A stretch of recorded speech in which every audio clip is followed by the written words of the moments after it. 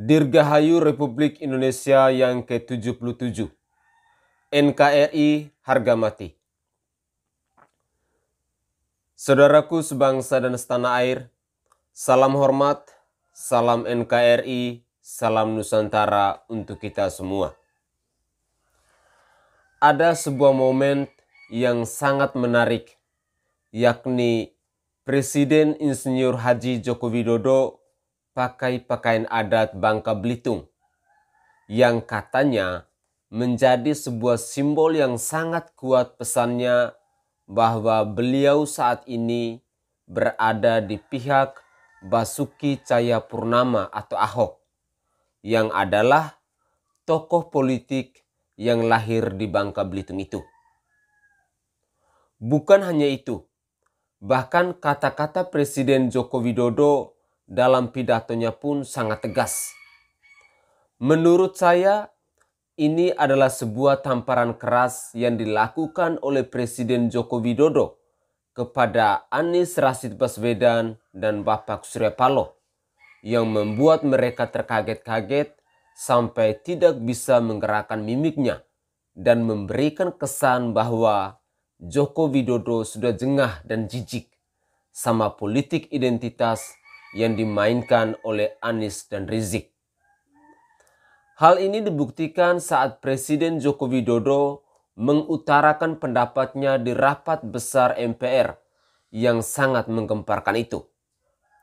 Kita semua ketahui bahwa MPR dan DPR ini adalah sebuah organisasi perwakilan masyarakat resmi yang memegang fungsi legislatif dalam menyatakan suara rakyat.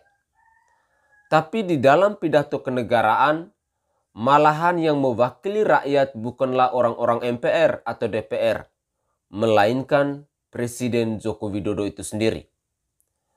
Jokowi memberikan pesan yang begitu mendalam soal keresahannya mengenai politik identitas. Lalu, bagaimana bunyinya? Mari kita simak satu frase demi satu frase. Frase pertama, Jokowi menyampaikan bahwa tahapan pemilu yang dipersiapkan KPU harus kita dukung sepenuhnya.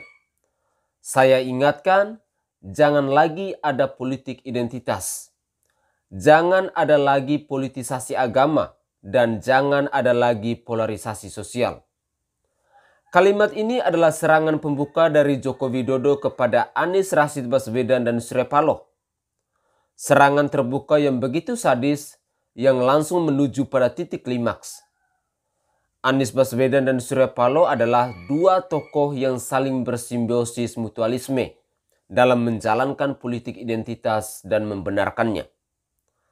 Serangan yang begitu sadisnya tentu membuat mereka sengsara terkapar dan tidak bisa berbuat apa-apa. Karena ini tentu menjadi sebuah serangan yang sangat efektif dari Presiden Insinyur Haji Joko Widodo kepada Anies Rashid Baswedan dan Surya Paloh. Lalu pesan kedua, demokrasi kita harus semakin kian dewasa. Konsolidasi nasional harus diperkuat. Kita ketahui bersama bahwa demokrasi adalah sebuah hal yang harus dijunjung tinggi oleh negara dan rakyatnya.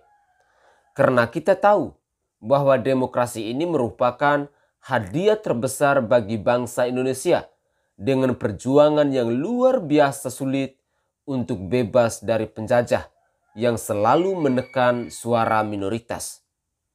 Lalu poin ketiga, Jokowi mengucapkan terima kasih banyak kepada para ulama, tokoh-tokoh agama, tokoh masyarakat, dan tokoh kebudayaan yang telah berkontribusi besar dalam memperkokoh fondasi kebangsaan kita, serta merawat persatuan dan kesatuan nasional.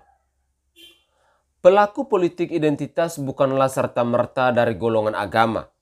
Justru Presiden Joko Widodo mengucapkan terima kasih banyak kepada tokoh agama, tokoh masyarakat, dan tokoh kebudayaan yang sudah memperkokoh fondasi kebangsaan kita.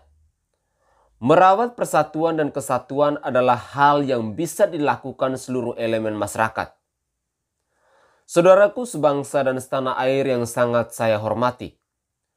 Saya sendiri sangat berharap bahwa dukungan dari semua lembaga negara untuk menjaga dan membangun demokrasi kita ini demi untuk memperkokoh ideologi bangsa. Motivasi Presiden Insinyur Haji Joko Widodo adalah dukungan dari semua lembaga untuk menjaga demokrasi agar ideologi bangsa ini tetap kokoh. Karena kita tahu bahwa Anies Rashid Baswedan sudah secara aktif menghancurkan ideologi bangsa dengan mengandaikan dignitas.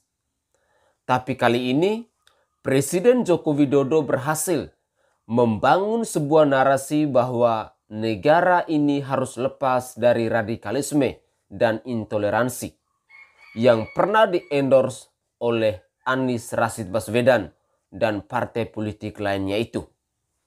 Dan akhirnya, semoga 3 poin yang diingatkan oleh Presiden Joko Widodo dalam pidato kenegaraannya ini dapat menyadarkan kita semua, khususnya kepada para kadal gurun, oknum-oknum yang memainkan politik identitas, politik agama, serta polarisasi sosial politik, bahwa ini adalah NKRI yang berlandaskan pada Pancasila dengan semboyan Bhinneka Tunggal Ika, serta UUD 1945.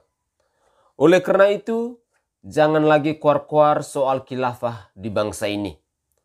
Salam waras, salam NKRI, salam Nusantara. Dirgahayu Republik Indonesia yang ke-77. Merdeka!